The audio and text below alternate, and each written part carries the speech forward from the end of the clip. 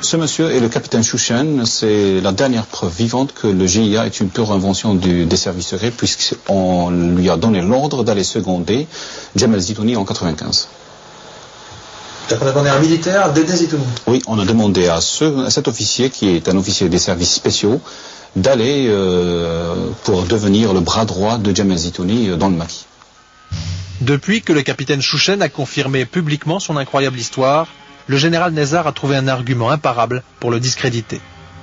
Chouchen est un islamiste convaincu et je le respecte parce que c'est un islamiste convaincu. C'est un officier des forces spéciales algériennes à qui on a demandé, le commandant Abdelrahman a demandé en 95 de devenir le numéro 2 de Jamal Zitouni, à la tête du GIA. Ça c'est faux.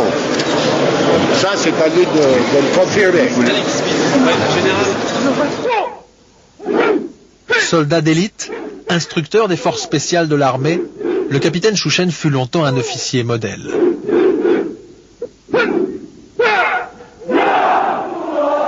Mais dans les années 90, comme beaucoup de jeunes Algériens, il devient sympathisant du fils. En janvier 92, les islamistes gagnent les élections, mais l'armée interrompt le processus électoral.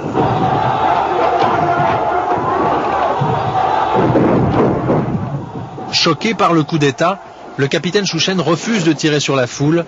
Il est jeté en prison.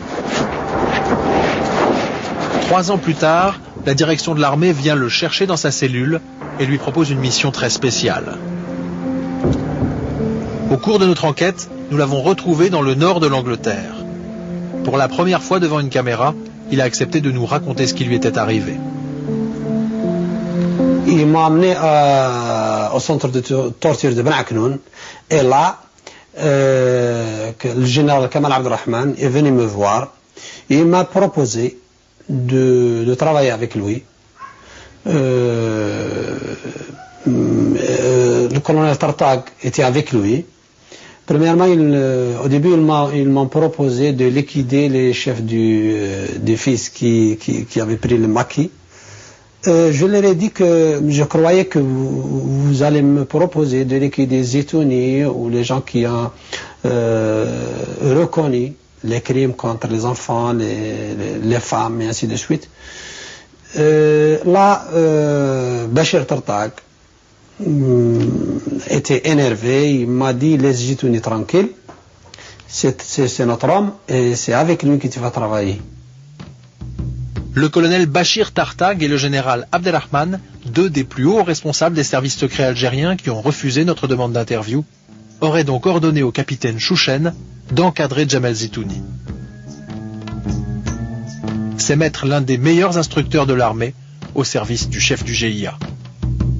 Là, je savais que si j'hésite, je ne sortirai pas des bureaux. Et c'est pour ça que j'ai dit, bon, je vais essayer de le contacter moi.